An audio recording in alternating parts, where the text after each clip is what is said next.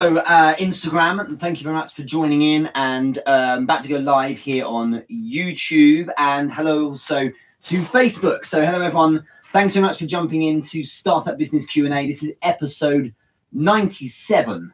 So we are this close to hitting that 100. Thanks everyone for joining in, and I'll just wait for a few people to hop online. Got some good questions today, but what we're going to focus on is engagement and building engagement. That's going to be our kind of theme for today. So usually each week the idea is that you simply provide questions on, you know, anything to do with startups and business, but it's really been such a hot thing right now that people are talking about, how do I get that kind of engagement point? How do I get people to start responding to me? Because a lot of people have the commercial edge in mind, and when it comes to startup businesses, you do need to be thinking about how you're going to make best use of any content you're generating. So let a few people come online. So hello everyone on Facebook.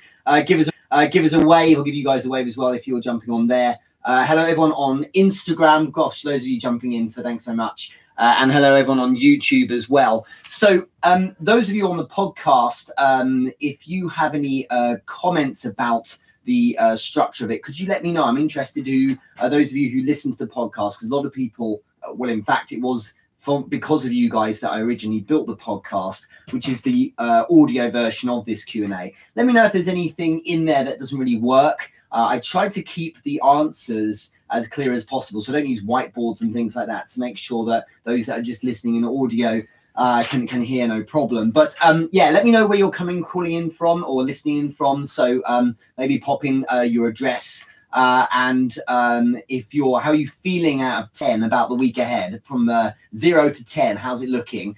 But anyway, those of you jumping in on, we are focused today on engagement building as the question. So make sure if you have any questions on that, you pop them in the comments. I'll be keeping my eye open over here on YouTube or Facebook and Instagram. And let's start with the first question. I'm really honored. I've got a question here from Dot Lung. So DOTLUNG.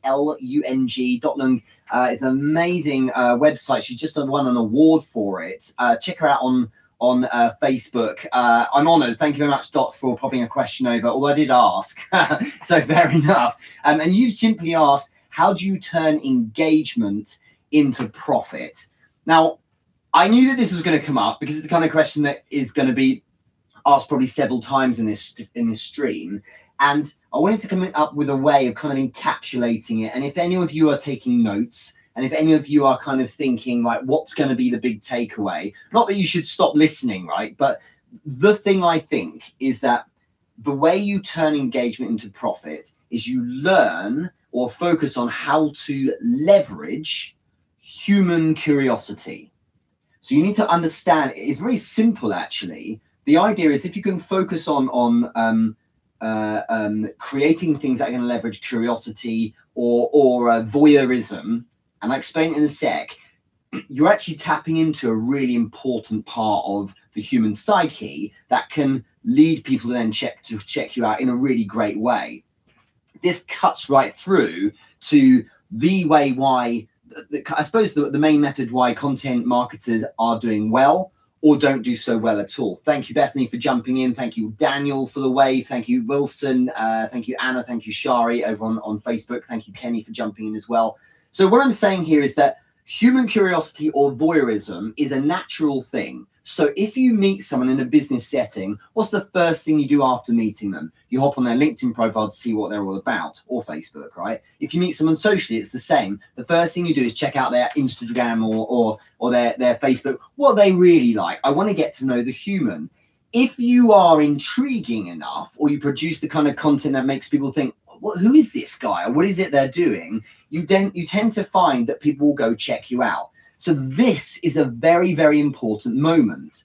If you create great content, and for instance, the aim here is that I have two sets of people who would be watching these streams on these different channels right now.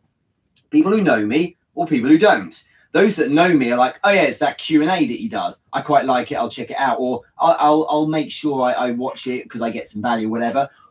Or you get people who are cold, who are like, who's this guy just popped up? I'll check it out.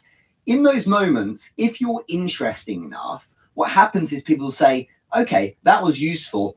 I'm going to click on this guy's profile and see what's going on there. And that's essential at that moment. When they arrive on your profile, whatever platform it is, you need to have a frictionless way of explaining what it is you do to validate that they have made the right decision to click on you to check out and find out more. But then you need that person to be able to find a simple way or simple route to buy your thing or to find out more or to engage more. So optimizing the kind of the landing area where they arrive at your Instagram profile bio or maybe your Facebook profile or your LinkedIn profile, whatever it might be, that's essential, because then they're subconsciously saying, how do I get more? And if they're really keen and they spend enough time around you, how do I buy more? How do I engage in the service? Or how do I have more of whatever it is you're offering? So leveraging that voyeurism, the fact that people are going to check you out, and leveraging the fact that there's a lot of human curiosity if you have something interesting to say is very, very important, because aside from the play of engaging with people manually and you know, having great conversations, which I'll cover in a moment, it's a really powerful way to take your content and in a really elegant way have people come to you. And I started an experiment back in March this year with LinkedIn, which was to produce content every single day. And in doing that, what I found was that not only did I get a lot of engagement, things like that, which I'll explain, but I also got a huge amount of people checking out my profile. So suddenly it went from like, you maybe got one person check out your profile today to something like 2,000 people at the last count over the last, say, 30 days or something like that. I don't know what it is, but it's a huge amount of people suddenly jumping in there. And the reason why is because you have something interesting to say. So there's that human curiosity being leveraged. At no point did I say to anyone, check out my profile. That just wasn't done at all. It was very much a focus on producing great stuff, because then the voyeuristic part of someone would then check you out later on. And it's always fascinating. The more interesting you are, and the more the content goes out that is intriguing to people, the more you get like a notification that someone's written a comment on a post you did 16 months ago. And the reason why is because there's people that are going, who is this guy? And scrolling through all your stuff. And it's not just from the last week, it's from, you know, a long time back, because they're getting into you. And so that's really the play. And I think Dot, it's a really good question. How do you turn engagement into profit? Because what we're really saying is have engagement and have a place where people can buy things and make it simple for them to kind of come through to that area. What you don't want to be doing is asking, because it's a bit too much, unless you create that kind of, you earn that right by doing certain types of conversation that I'll cover in a sec. Those who just jumped on Instagram and on Facebook and here on YouTube, thanks so much for doing so. We're covering all things engagement today. So how to engage an audience, and Dot Lung's question, how do you turn engagement into profit, really is essentially a great place to start, because it's about understanding if we can leverage curiosity of people who are checking out your content, they will then want to go and check out your more information. Oh, there's a link, there's a website. Oh, what's this website? Oh, and then when they land on the website, is it simple there? How do they buy the products? Can they get more of that kind of content? And so on and so forth. All that kind of thing really matters. So great question there. If you have a question about engagement, do pop it in here and we'll try and answer that as well. Otherwise, thanks very much for joining, everyone. I'm really impressed. This is episode 97, by the way. I'm seeing a few people I haven't put my microphone on it. A few people I'm unfamiliar with on Instagram and a couple here on Facebook. So those of you jumping in, thank you for doing so. It's episode 97. In 3 weeks' time, therefore, or was it 3 weeks' time? It will be. We're doing our episode 100, which will be in the Shard, the huge pointy building, biggest in Europe. I think it's like 300 meters tall or something. So we'll be there, and it's sponsored by Site Improve. So thank you very much to those guys who organised it. So it's going to be it's going to be pimp. For you guys, it will just look like I'm in a different office with with big bits of glass everywhere. But technically, I'll be in the Shard. So that'd be quite a nice thing to do. So it's been a long road, almost 2 years of doing this every single week, except from a week back last year when I was unconscious because I was having an operation. But other than that, it's been non-stop. So thank you. Okay, next question is from Judy Fox. Hello, Judy. I think I can see you there on Instagram. Thanks for joining in. And Judy Fox, you need to check her out on LinkedIn. She has a great following. She's also on Instagram. So Judy W. Fox, everyone, if you're on Instagram now, go to see her on Judy W. Fox, or at Judy W. Fox. I think she's on something like 195 followers, is it? She's had a fascinating social experiment here, by the way, guys. She's had 4 years off social media, 4 years, and she's just come back in March and she's about to kick off. So it's a very exciting time for us. In touch with her recently. But go follow her on Instagram and on LinkedIn especially, because some of the content is spectacular. And we did a chat recently and she did some bloopers from the video we did, which was interesting to see, say the least. Anyway, your question, Judy, is, Richard, how do I monetize the knowledge I have? And obviously there are very, very many ways one can monetize things, and you need to kind of play to your strengths. Some people are camera people, some people are writing people. I think the main thing to be aware of is that you need to be asking yourself, where is the practical value for the people I'm trying to get this information to? So, you know, where is, if I take my pool of knowledge, whatever it is, how do I make it accessible for people? It might be that sharing your day through Instagram stories or Facebook stories or through short vlogs or by writing about it is a great way of letting people see what it is you do. And if they're interested in sharing that, that's an easy monetize point. It's a case of saying, look, you know, if you'd like to follow more and see how, you know, how I run this day, if it's very practical and they can learn from you, then that's something you can do. And a really good example of this is a chap I worked with recently. He was a Forex trader, so foreign exchange trader. All he did was charge people, I think it was something like $50 a month to basically watch a stream, like a live. You can probably see this with gamers, like a live stream of him on, you know, online playing games. But for him, it was for him trading. So all he did was he flicked on a camera, did a screen share, and people paid to watch it. It was like a private group, a hangout he had on Facebook.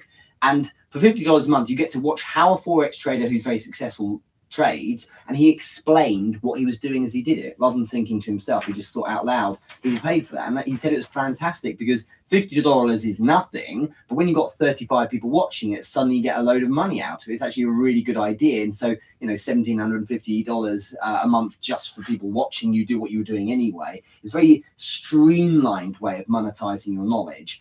I feel sharing what you know is a really good idea. An example of this, hello Emily, if you're watching, I can see you watching on Instagram there. Nice for you to join in as well, and thank you everyone else for joining as well. But that's a friend locally, so it's nice to see you here. One of the things I found that is that if you share practical steps around the knowledge you already have, is a fascinating thing, because those that don't know it view this as you positioning yourself as an expert. You might not know that much, relatively speaking, but if you know enough about what you're doing, Judy, you're an environmental consultant, you work with emissions and noise reduction and things like that, and monitoring. If you were to share tips on that, enough of it with the right people, and I can show you how if you go to things like Monetize You on therichardmoore.com, as a little plug, what you'll find is that people are like, oh, wow, that's really useful because I want to get from here to here, but I didn't know how, and you give me the practical steps. All is to say, popping together something in the form of a like an online course, a really quick one. It's just so easy to do it. And that's been a real win for me, because so many people ask me the same kind of questions, like, you know, Richard, how do I build engagement, for example, or how do I optimize X, Y, and Z, or how do I leverage sales from a Facebook group? And if you have these questions constantly coming in, there's only so much you can do in answering everyone. So it's far better to scale yourself by having some kind of course. All you have to do is shoot 5 videos on YouTube, create a secret playlist, and sell the link, basically. That's all it is. You can do a nice tidy version where it's housed on a website, but in essence, people just want that kind of content. There's a couple of examples, but the main point there, Judy, is how do you make your knowledge accessible? Where are the wins? Where are the solutions? And where are the kind of the specific bits of information that are kind of actionable and practical, that are going to help people do better in whatever it is they want to achieve? So that's kind of the short version, I suppose. If you have any questions about engagement in your sales, in your business, in your marketing, then pop them in here. Either on if you're watching on Facebook or Instagram right now, I can answer them for you right here. But otherwise, let's go on to another question. This is Anna Cericcio. She's asked, when you're building engagement, what goal do you have in mind? Personally, when I'm building engagement, the goal I have. The end goal, obviously, is it would be nice if everyone decided to go and buy my product, but that's not necessarily always the end goal, because I think you need to understand that if you look at engagement being a way to create a greater reach and reach more people, because then there's shares and then there's people starting to talk about you, it opens other opportunities, and you don't know what they may be, but they do come up. So I suppose that building engagement for me has this goal in mind of getting people talking. So engagement for me, it's a good way of keeping score, seeing if you get likes and things like that. But if you're having conversations with people, and more interestingly, when you have other people having conversations with other people because of your content, and if that leads to shares, because that means someone saying, hey, I want this to represent my thinking now. That does make a big difference. Because now the world is talking about you without you necessarily being part of the conversation. That's a really exciting thing. So building engagement has this goal of getting as many people talking as possible. And, you know, for instance, LinkedIn's really blowing up. It's ridiculous. Most posts will get north of 100 likes and probably 60, 70 comments, within which there's lots of conversations. And then from there, it's 5 to 10 direct messages or DMs. Judy, you just recently learned about that. So direct messages that have people saying, hey, could we collaborate? Could we get on a phone call? I'm interested in offering you some work and things like that. And so if you do it sufficiently and regularly, you get a lot from it. But if you are too obvious when you're producing content about the aim of getting those opportunities through your engagement, then it starts turning people off, because it looks a little bit like you're gaming them. So like I said earlier, have content almost for the sake of content to produce great engagement, because for every 100 people who look at your stuff, there might be 6 who send you an opportunity, right? Don't worry about the rest. Don't worry that people will take and never give back. Don't worry that people will be reading all your stuff, maybe sharing it almost as their own, but then give you no thanks in return. It doesn't matter, because the idea is you can reach loads of people as long as a few come back. There's enough opportunity for everyone. So that's the way I would look at it. Anna, you've had a follow-up question here, which is, do you want the result to be that people pay for your service or brand awareness or finding partners? What end result do you want in mind? Look at it this way. This is the way I always put it, is the engagement you're building should be with a view to getting people into orbit around you. Hello, Chloe. Thank you for jumping. Hello, Deli. I can't say it. So Deliri Entertainment. I love you that you're commenting here. Thanks so much. But to get people into orbit around you, that really matters. What I mean by that is they don't just engage in the content once, but they feel sufficiently validated in their decision to check you out and engage that they're going to come back again. And that's why consistency is important, and regularity in you producing great content, because that person will start feeling like you're worth tuning into again. Think about the box sets on Netflix you got addicted to. Think about when you watched The Wire or Breaking Bad or whatever it might be. You watch the first one, the pilot, which is rammed full of value, and you're like, wow, that was good. And you come back for more. And it validates your decision to come back for more because it's good again, okay? So if you can keep doing that, you'll end up with people coming back to you again and again, and then you're adding more as you go, and that's how it builds the whole thing up, okay? I wouldn't be today on episode 97 of a weekly live Q&A on Instagram, on Facebook, and on YouTube with a podcast of it as well. That's not a brag. I'm just saying I wouldn't be on that unless people like you kept coming back and asking me questions each week. There must be like 1,000 questions we've answered by now. It's ridiculous. But if you produce enough value, people want to keep coming back. Now it's for free, right? So the only thing you have to do is actually just give me some of your time in order to access the information. It's free, it's there forever.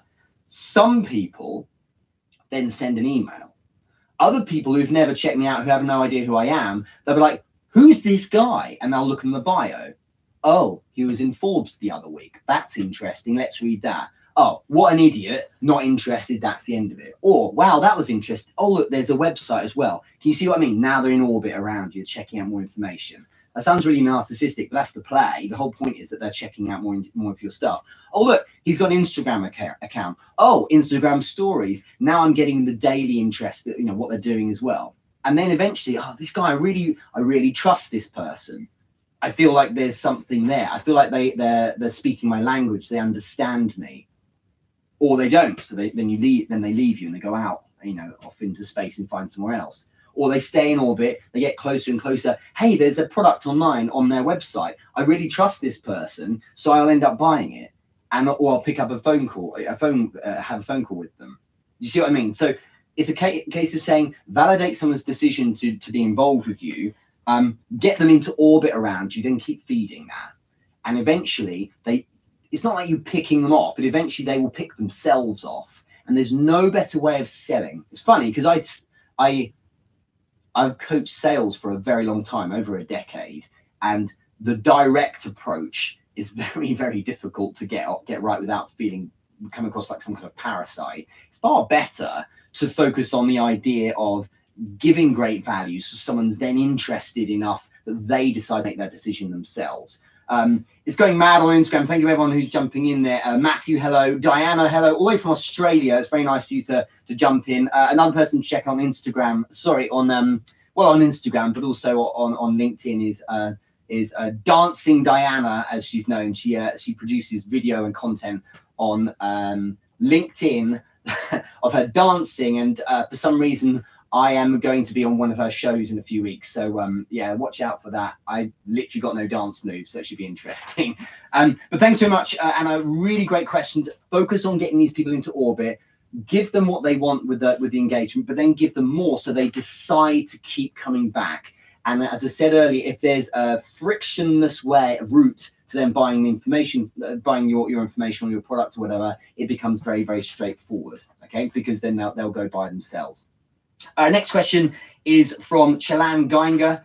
Chelan, I have a great debt to you. I've been on a show twice now, I think, and also she wrote an article about me in Pursuit last week. So if you're on Facebook, check that out. Last week, you'll see the information on the link there. So it was very kind of her. She shared some sales tips for millennials we had a podcast about. How do you not only engage people on your Facebook groups, but how do you get them personally involved or wanting to take ownership and further the mission as well? This is a really good question. And by the way, if you're not in the entrepreneur business group on Facebook, there's now 3,500 people in that group on Facebook. You just literally have to type into the search bar, entrepreneur business group. I'm one of the luckiest things ever. It is luck. Is that somehow no one decided to take the URL facebook.com/groups/entrepreneur business group. So no one had it, so I've got it, and as a result, so many people joining that. I suggest you come in. It's completely free. People like you who are interested in this kind of content, they're on that, and every day we've got great people who are sharing really good value and good conversations there as well. So good engagement, and that's very topical because, of course, of Chilan's question. But jump in there; it's completely free, and some really good friends and potentially clients for you will be sitting in there too. So the question is about how do I not only engage people in Facebook groups, but get them personally wanting to take ownership. So what's essential is that you show up every single day. I think it's very, very important to make sure that you are giving them what they want rather than selling at people. If you do that, if you spam your own group, you're going to die. So it's important every day to show up 3 or 4 great value-laden posts with practical value. Let them be involved. So maybe send them through, some documents, some practical stuff, give stuff away. You want to feed these people like they're a fan base, if you like. Not necessarily for you, but for the theme or the subject area. Keep the variety going on. You can't just splash out motivational memes every day. If you've got the kind of the little quotes that make people feel happy, it really does bore people after a while, and you're going to seem a bit kind of like just look like you in the background wallpaper, and it just doesn't seem very interesting.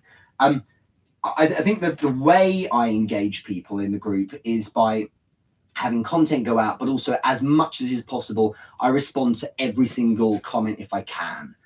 And what it does is it promotes this idea of people speaking or engaging. But here's the other thing, and this is what people don't want to hear because it's the best play, but it's the one that is the most work. Individuals are engaged individually as well. There's 3,500 people. So firstly, I'm very careful with who I allow into the group. There's 3 questions you have to answer, and probably as many people as who come into the group are declined because they're clearly going to try and spam the group or they don't care that much. They answer the questions. If they're really genuinely interesting or interested rather, then they're allowed into the group. And what I do is I try and have as much as is possible a few short chats with every single one of them I can. So there's enough people there. I'm just working through them every day, 2 or 3 a day. Because if you have conversations, then people feel like you're giving them a bit more. Then they're more likely to engage in your group. Because most people are probably part of, 5 to 15 groups on Facebook. So you want yours to stand out because they get something in return. So it's essential to do that. But have clarity in terms of your mission and the values and what information you're trying to give. Have some clarity there so that each day maybe they know what's coming up. So in the Entrepreneur Business Group, each day of the week, Monday through Friday, at least, we have set kind of themes that we loosely try and stick to. For instance, more sales techniques, maybe things to do with sharing your business or something like that. And as a result, people feel like it's where they can go for their daily dose of particular bits of information. Getting people to take ownership, I presume you mean of their businesses as well, is tough. You have to tune into your demographic, Chilan. And what it means is you spend enough time with them sharing content that gives practical value and then makes them feel like they should go and respond. And it's social proof, it's testimonials and people saying, hey, I feel like I'm getting a good response from this and I want to write about it. And I think a good way to do this is when you post something, because you've been talking to people on the side as well in direct messages, you can then ask them to contribute. You can maybe tag a couple that are relevant to that question or opinion and say, hey, what do you think?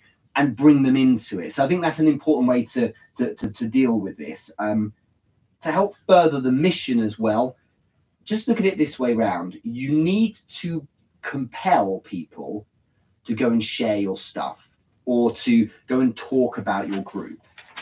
And I've never asked, as far as I remember, I've never out and out asked anyone to go and share that my group exists. What I try to do as much as possible is create a group that someone feels so good about that they can't help it.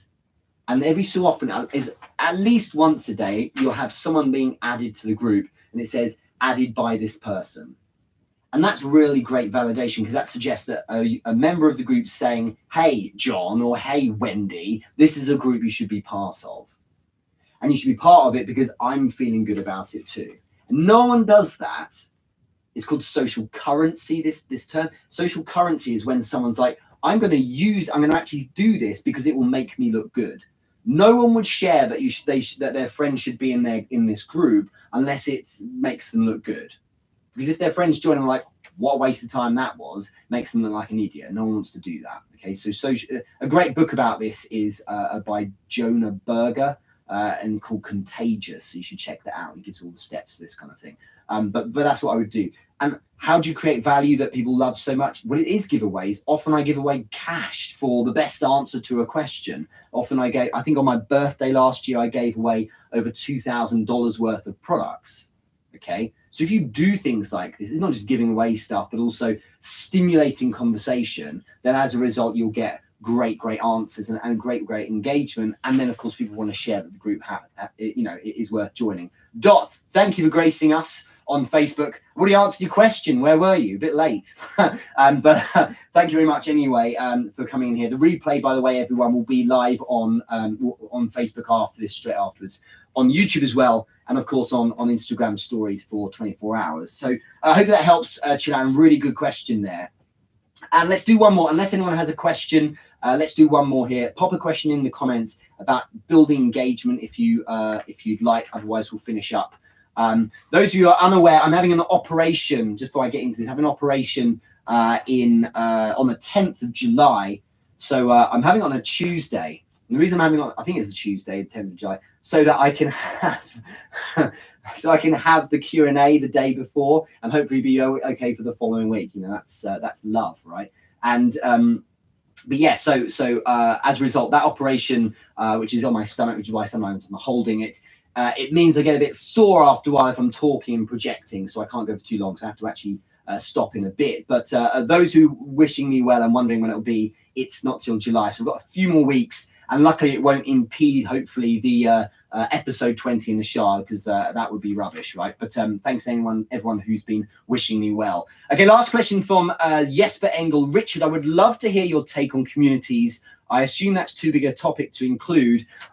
Yes, but I then messaged Jesper and said, no problem, let's give you a couple of tips on building communities. This is the play right now in 2018. If you really want to get people into orbit around you, like we discussed today, focus on building a community. I strongly suggest you really sit down and listen to yourself about, think about rather, the idea that having conversations and building community brick by brick is the way to do it. So many people try the big win or the kind of the hack or the corner cut. It doesn't work as well as one by one, honestly. I know it takes time, but if you play both at the same time, people really, really appreciate it. So here are my 4 tips that come for building social media engagement and also for building a great community as well.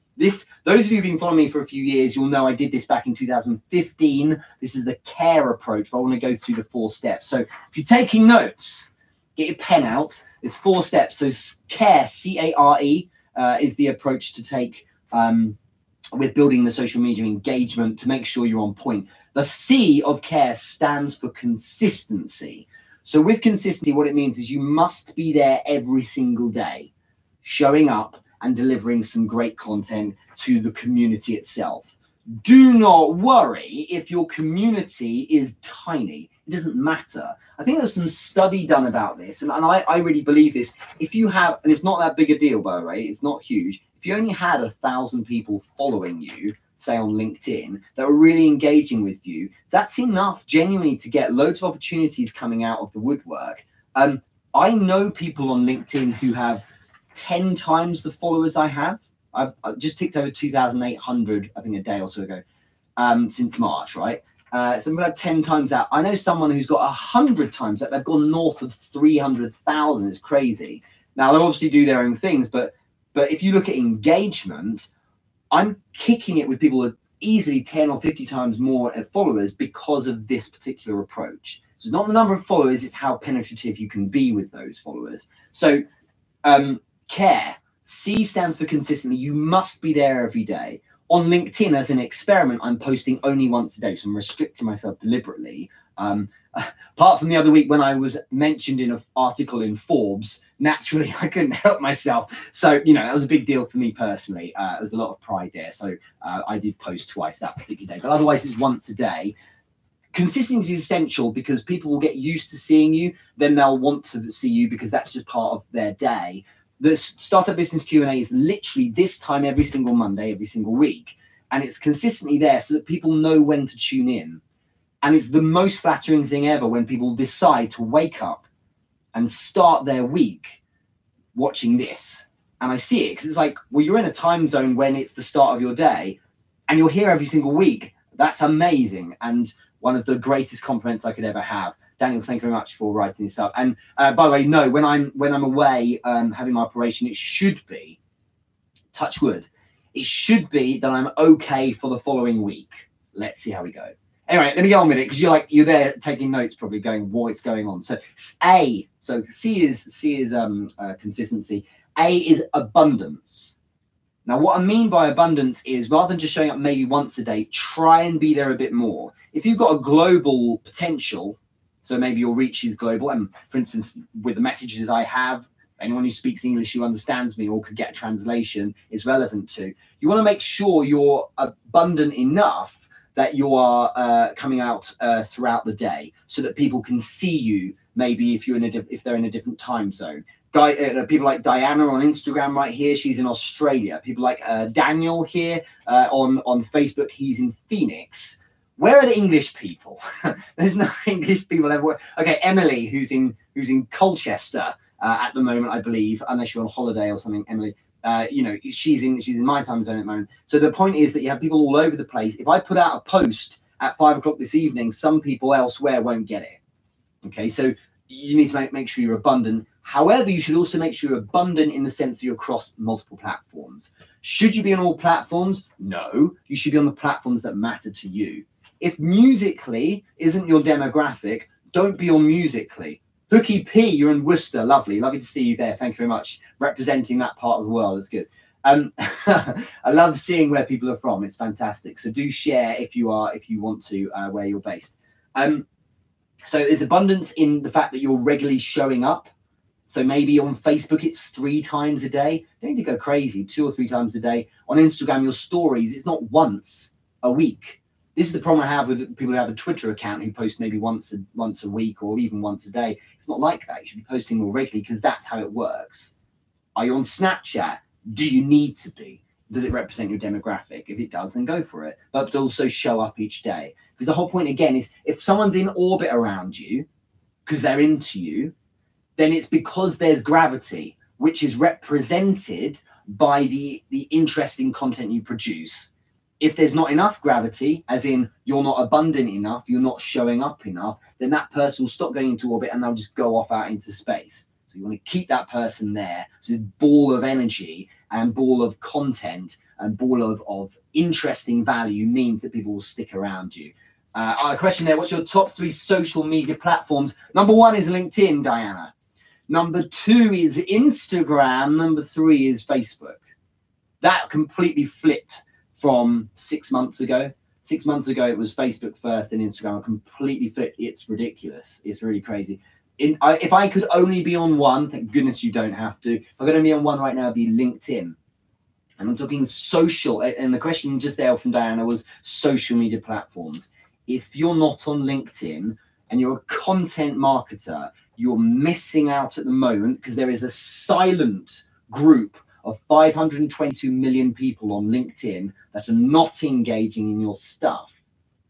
On Facebook, it's 1.15 billion people, I believe, who are actively producing content all the time. Can you see the difference? I'd rather stand up in a room that's silent than stand up in a room where there's loads of noise. It may be a smaller bunch of people, but only just 522 million people is kind of good enough for me. Plus decision maker there. Plus there's that edge of professionalism. There's a little less of the unicorn emoticons over on LinkedIn, although I, hands up, have used one. So that's essential. That's really important. I would strongly urge you to be there. On Thursday this week, I am finally doing the finishing touches of the recording on my Basics of LinkedIn course. So you guys will all get to hear about that probably in the following week. I'll be able to rush it out through the richardmoore.com so you can grab a hold of it. So A is abundance. I think you get that now. R, the third one, is relevance. So consistency, abundance, relevance. Relevance means you are pure in your signal. So what I'm saying is the noise you do make is relevant to this one space. We're doing a startup business Q&A on building engagement today. So I'm all in on that. I'm not going off piece talking about random things all the time because then you lose the thread with people and they start getting a little bit like, what are you talking about? And also subconsciously, they start thinking, what does this person actually represent? You need to be known. It's called being a local celebrity amongst the people who kind of follow you, who are in orbit around you. You need to be known as a person who covers X. And for me, it's mostly sales related or startup business related work. Okay, content marketing can bounce off that, and marketing and engaging and building communities and all these kind of other things. But mostly the main hub is sales and business work with startups, which is why the consulting work I pick up is related to sales related, so how to sell and so on. Because that's what I've done for a very long time. And that's clear enough if you watch enough of the content. Okay, so That's relevancy. Keep it relevant. No cats playing guitars from YouTube stuck on your profile, because everyone's like, well, what's that for? It kind of makes sense in the sense that people will enjoy it and you get engagement, but that's not why they are following you. If they want that, go to YouTube or go to someone who they follow who comments on that stuff. There's PewDiePie, for example, on YouTube, who has kind of crazy stuff and comments on that. Then go do that. Whatever your thing is, like earlier, Judy Fox came in and her question about monetizing knowledge she has is on environmental consulting, but also she's big on sales, it turns out. So she could focus on that. And those that are in orbit around you need the pure signal. So then they're used to hearing about that kind of thing. And what happens, and I get it literally every day, at least 10 times in a day, I will get questions from people. Hello, Danny from New Zealand. I'll get questions from people about sales and marketing and business and startup related questions. Very rarely will I get anything off the wall that's not relevant, because people know that's what I do. Every day, it's questions about that kind of area. And of course, there's where opportunities can come from. So C is consistency, A is abundance, R is relevancy, and E, the most important part, although they're all important, is engagement. And what that means is, unless you're such a big shot that you can't move for opportunities and you have to have a VA do it for you, engagement means literally engage with everyone you possibly can. If someone dares even like one of your comments when you're just starting out, you should send them a message. Hey, thanks so much, Jack, for engaging with my content. Just wanted to say thanks for the like. Thanks so much, Johnny, for the comment. I loved that. By the way, saw your post yesterday on this. Thanks so much, Jane, for the really fun comment you put down there. What do you think about X, Y, and Z? Do you see what I mean? Every single one. But that takes lots of time. Yes, correct, it does. But the difference is people are like, oh, wow. Subconsciously, after sending a message, I'm now feeling like it was a valid thing to do, because that message has given me a return emotionally. I feel good about the fact I wrote that person a comment because, wow, they stopped and sent me a message back. Okay. Yeah, I really enjoyed it. It was really funny. Half the time people just don't write anything, or like, oh yeah, no worries. But then sometimes you engage. Engagement doesn't mean you like their comment or write thanks. Engagement means you write something decent back. It's essential. If you write something decent back and then show up, here's the big win, you show up the next day. And this bounces into Chilan Geinger's question on building communities. The next day, halfway down a thread on one of their posts where someone else is commenting with someone else, you show up and you write something that relates back to a point they said the other day. Wow, you're really part of the conversation. And as a result, people are going to feel this person genuinely cares. Every day, at least an hour and a half, for instance, I'm spending here and there on LinkedIn, cumulatively add it up. And it's not writing on my posts. It's not engaging with the 60-odd people a day who write all these comments and start conversations. It's on someone else's post, in someone else's comment, with someone else in the thread. Because if you're showing up everywhere on other people's conversations, you don't look like it's all about you. It looks like it's all about the community. People love that because you're being human, which is what the whole point is. And if you do that, people think you're genuine. And guess what? Remember back to when I mentioned earlier about from Dot Lung's question, that's where you get the voyeurism and kind of a dodgy word for it, but I suppose human curiosity is what I'm saying. That's when you start leveraging it. Hey, you keep showing up. I got one the other day, this morning even, from someone on LinkedIn with a heart on it saying, I love your videos. Just wanted to share and thanks so much. Please keep going. That person I never engaged with before, and they'd obviously been watching my stuff. And that's amazing. It obviously makes you feel good and so on, but it shows that you're showing up enough.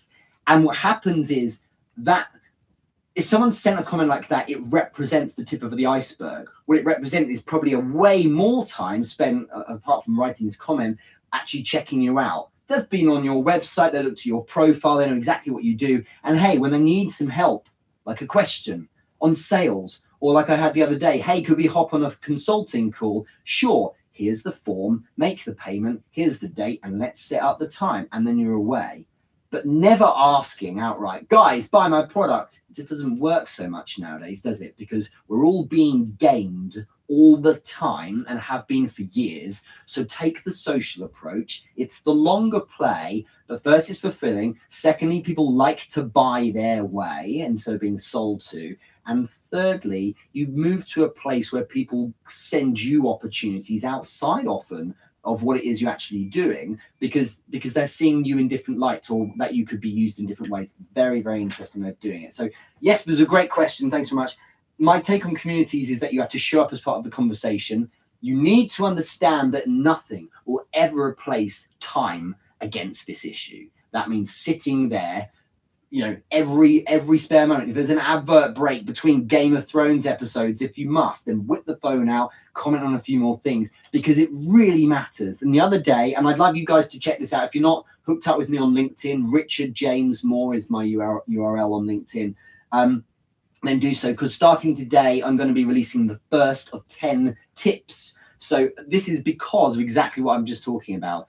Kira Day, who I recently had a great chat with, she runs the Passion Center, which is her own business in the States, as well as Bobby Umar, a chap called Jake, and also someone else, Lila Smith as well. These are great big LinkedIn influencers, probably well north of 100,000 followers across the four of them.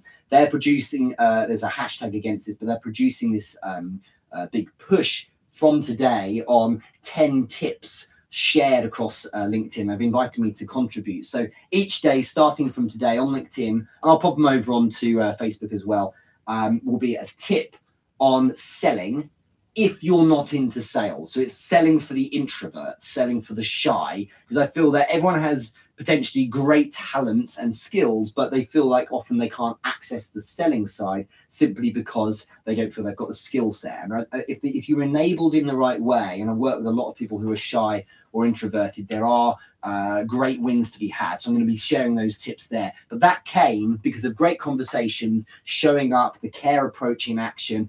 And then Kira the other day, I think it was on Saturday, pinged me a message over in the States saying, we'd love you to be one of the people helping out with this. What do you say? And it's like, great, there you go. And as a result, you get an opportunity there, and who knows what will come. But do check them out. And I think that's all. So I just want to check I've not missed any comments here. YouTube, we're good. Danny, great tip. It's how I built my 10K following and 100% live by engage, relate, and reply. Absolutely agree with you. And Judy, thanks. It's a so okay. Oh, I think you're having a chat with each other. That's fine. Thank you, everyone, for jumping in. Thank you for the podcast music. Again, I just wanted to shout out to Sky Geiger for amazing tunes on that. Check out the past episodes. I actually did one on LinkedIn, because that's kind of become a bit topical for me. I think it was episode 89. So if you look back a bit on the Q&A section on my website, therichardmoore.com. And thank you for the hashtag there over on Instagram, Judy. Hashtag 10 tips, 10 days on LinkedIn. I think you're doing it as well, so it'd be good to see yours. But yeah, thanks so much for everyone for the questions. Thank you very much for spending your mornings or afternoons, wherever you are, with me here. And thanks for making it episode 97. Any further questions, I will obviously keep my eye on this to answer retrospectively, but otherwise have a massive Monday. Thanks everyone who jumped in, and all the best. I'll catch you all later. Best wishes to you all. So goodbye Facebook, and goodbye